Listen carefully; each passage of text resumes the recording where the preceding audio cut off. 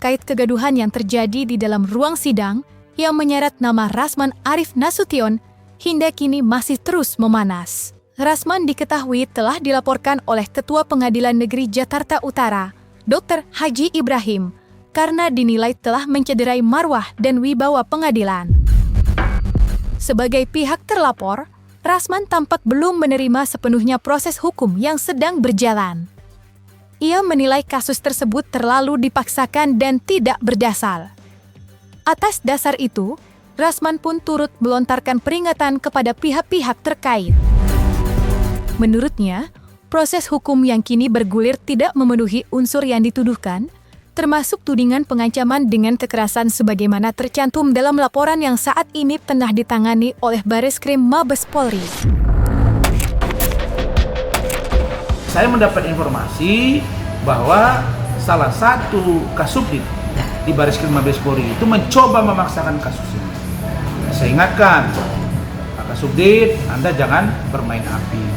Data, fakta, komunikasi, pembicaraan ada di saya. Dan saya sudah melaporkan ke pejabat utama Mabes Polri. Dan itu sedang dimonitor dan dipantau. Kalau itu Anda paksakan, saya akan ungkap semuanya. Saya akan laporkan Anda, termasuk ke Kapolri, Wakapolri, Pak Irwasum, Wairwasum, Kadipropam, Karopaminal, Pak Kabar Eskrim, Pak Wakabar Eskrim, Pak Karowasidik, dan pihak-pihak terkait, termasuk Kompolnas, kemudian Komisi Reformasi Polri, dan DPR RI. Karena memang bukan perkara lama atau lambat, memang tidak ada unsur. Tidak ada unsur. Kita sudah diskusi, dan ketika kita diperiksa oleh penyidik itu kan kita bedah sama-sama, tidak ada unsurnya. Apalagi saya di situ sebagai seorang terdakwa, bukan seorang pengacara. Saya tidak menggunakan toga, saya berbaju biasa.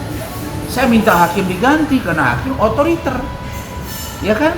Apalagi kami dapat informasi bahwa ya ada salah satu oknum anggota majelis hakim itu ya, mohon maaf ini memang kurang disukai di lingkungan hakim.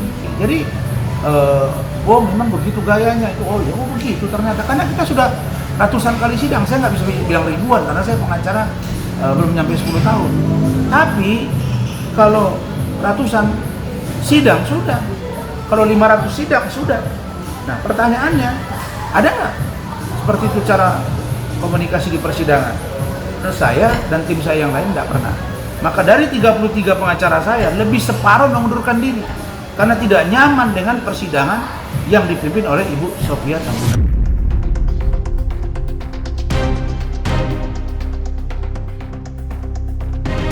Tak hanya menyinggung dugaan adanya persoalan yang dinilai dipaksakan, dalam perkara ini Rasman Arif Nasution juga turut melontarkan pernyataan lain. Ia menyebut adanya sosok pengacara yang dinilainya terlalu sibuk mengurusi kasus yang menjerat dirinya. Menurut Rasman, pengacara tersebut justru seharusnya lebih fokus pada persoalan pribadinya. Pasalnya, ia menilai sang pengacara tengah berada di ambang kehancuran karir setelah mengalami kesalahan di pengadilan yang mengakibatkan kuasanya dicabut oleh sang klien yang diketahui merupakan seorang mantan pejabat. Lantas siapakah sosok pengacara yang dimaksud oleh Rasman? Tapi ada oknum pengacara yang sibuk mengurusi kasus ini. Padahal dia sudah tidak peduli, saya nggak pernah tanya-tanya dia. Karena saya kasihan bahwa seorang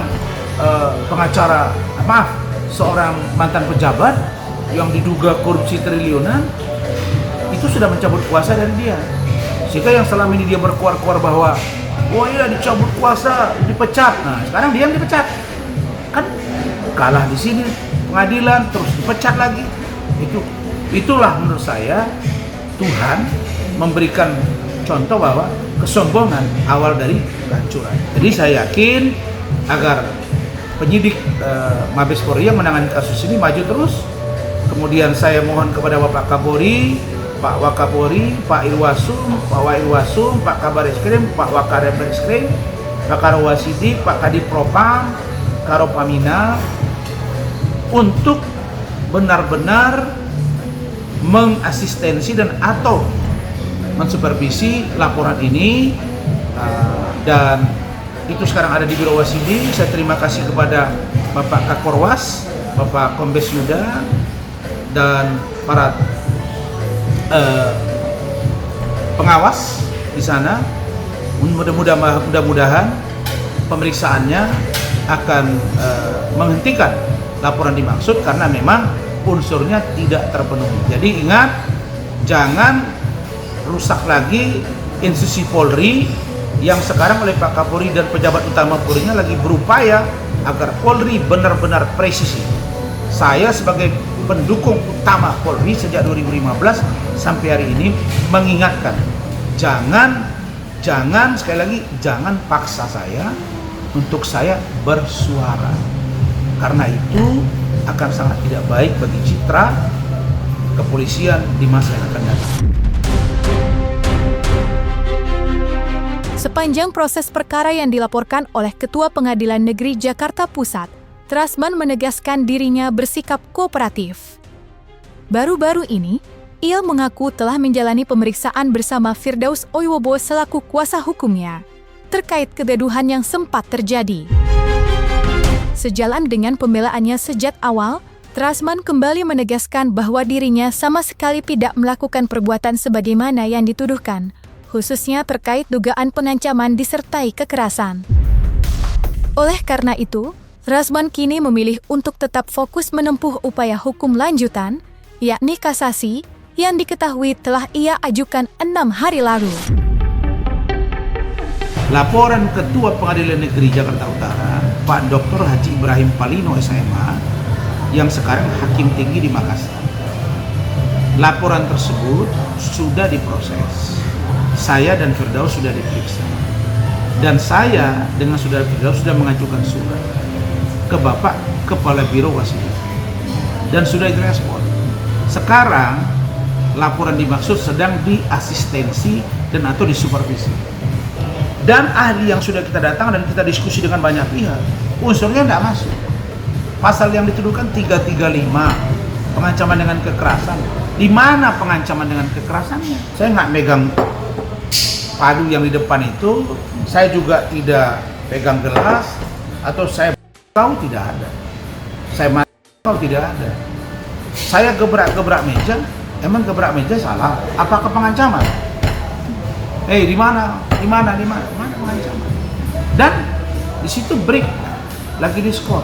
Setelah itu dia masuk lagi, paksakan lagi supaya sidang tertutup. Kita komplain lagi, tapi pada akhirnya kita kan disuruh duduk, kita duduk. Jadi tidak ada di situ yang namanya pengancaman dengan kekerasan sehingga membuat dia takut untuk tidak melakukan kelanjutan sidang. Tidak ada apa-apa. Nah, adapun pasal 207 menghina lembaga peradilan atau penguasa, itu juga itu mesti rujukannya di 335. Nggak bisa dengan tanpa 335 terus mengarah ke 207 karena ini terkait dengan lembaga. Nah, sekarang pertanyaannya, yang melapor siapa? Kan Ketua PN, bukan Ibu Sofia Tambunan.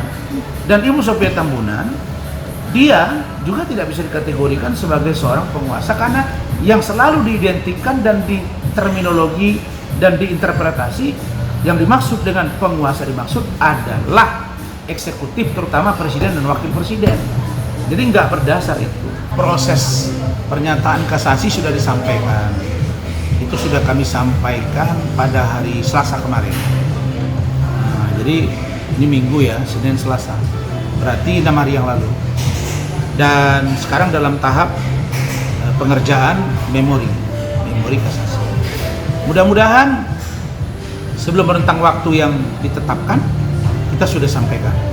Dan saya percaya insya Allah hakimnya akan adil.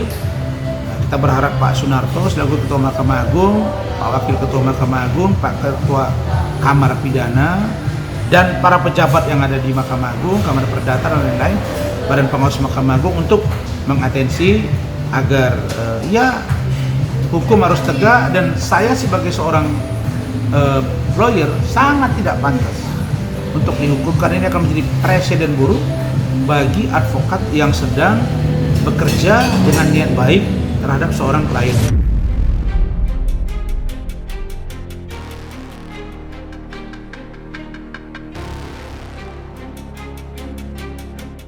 Nah, selesai sudah, Cumi Lovers.